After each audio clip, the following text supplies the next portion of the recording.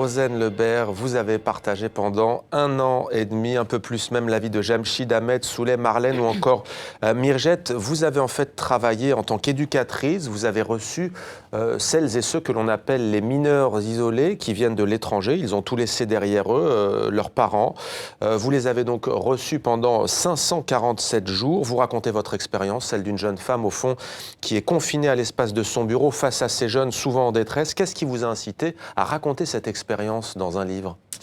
En fait, je crois que j'ai commencé à vouloir écrire quand j'ai su que j'allais quitter ce travail, puisque j'avais conscience d'avoir entre les mains une matière extrêmement riche, qui était l'histoire de tous ces jeunes, qui est une histoire chamboulée, une histoire très compliquée, et à la fois aussi plusieurs histoires très très belles. Et quand j'ai su que j'allais arrêter, j'avais peur d'oublier. Donc j'ai commencé à écrire un peu comme ça. Je pense qu'il y avait aussi un côté un peu cathartique de mettre sur papier pour pouvoir me libérer aussi de toutes ces émotions qui étaient assez fortes.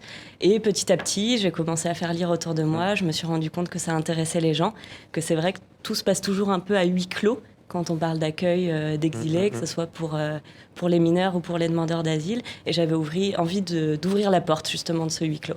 Et voilà ce que l'on découvre quand on ouvre la porte, et notamment votre boîte email. Je implore toi, s'il vous plaît, dormir couloir. Et vous dites ces mots, Mirjet ne me les dit pas. Il les écrit en albanais sur l'ordinateur. Et c'est Google Traduction qui me l'a dit. En principe, Google Traduction, c'est plutôt marrant. Là, ce n'est pas le cas du tout. Que fait-on dans un cas pareil ?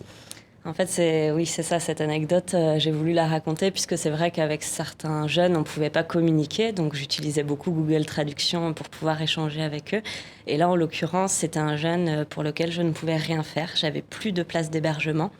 Et donc, je lui avais proposé d'écrire en albanais sur l'ordinateur pour me faire part de sa demande.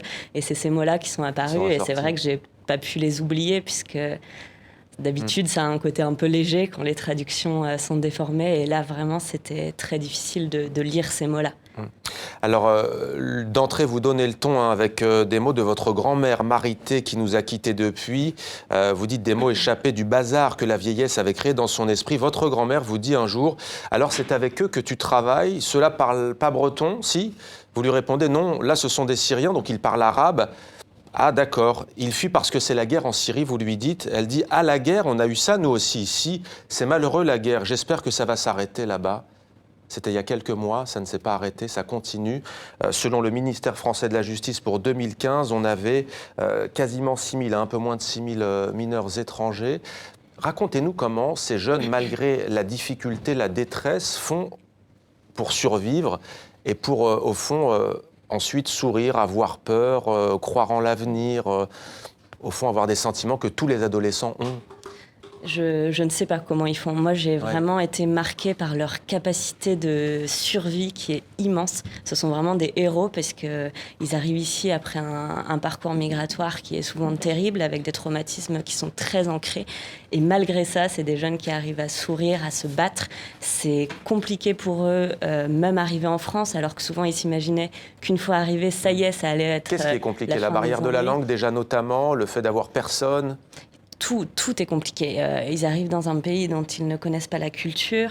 Administrativement, c'est compliqué puisqu'ils doivent prouver leur minorité afin de pouvoir être hébergés.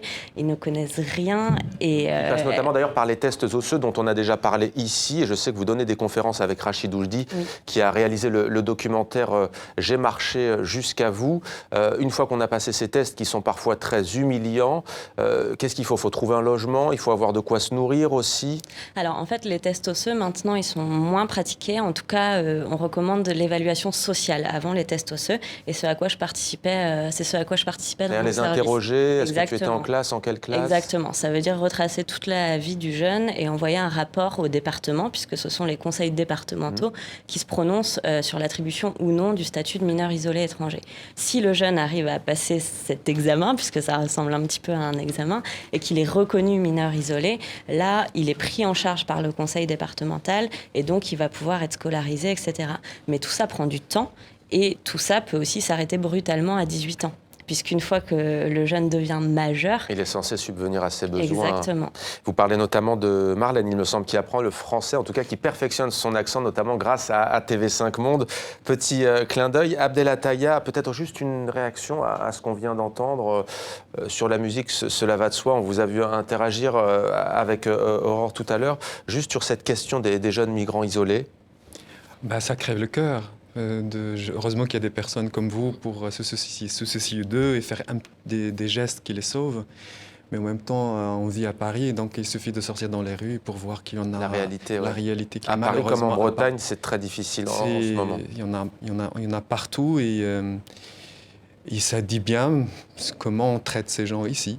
Voilà, la différence entre le discours humaniste, le discours politique qui se veut humaniste pour répondre telle ou telle politique, et la réalité. Nous, ici, comme Parisiens, on est confrontés à cette réalité en permanence.